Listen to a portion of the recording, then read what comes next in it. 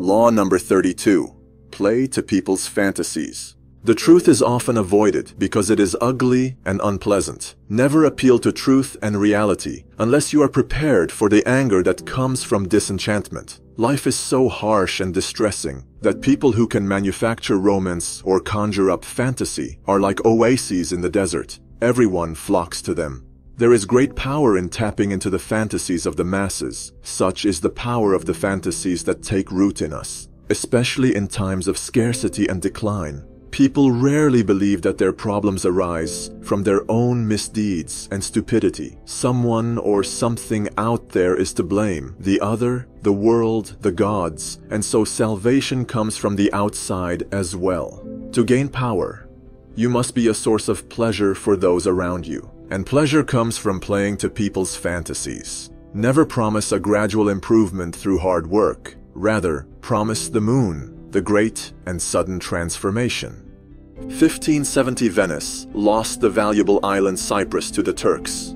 Once one of the wealthiest of places, Venice found itself in poverty. Thinking of ways to turn the economy around, Venice got notice of a man called Il Brigadino, an alchemist who could turn worthless objects into gold with a secret substance. This man would be the solution. He was invited to reside in Venice at the expense of the state's treasures. Il Brigadino would have gold coins clinking in his hands, accompanied by 2 dogs at all times.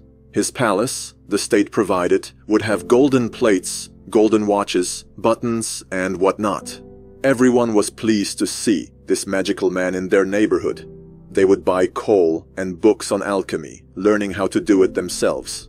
Would not be concerned about the practice Il Brigadino himself. The state became impatient, some advising not to push him over the edge. So, Il Brigadino gave a demonstration, creating gold dust out of a mineral in his hands for everyone to see. After a while, the doubts grew, and Il Brigadino explained he could double all the gold right away. But if they waited for 7 years, the gold would multiply many times more. A part of the city formed an angry mob, choosing not to believe this sorcery anymore. Il Brigadino stated that they had betrayed him and left Venice, continuing his deception in different areas, living like a noble prince.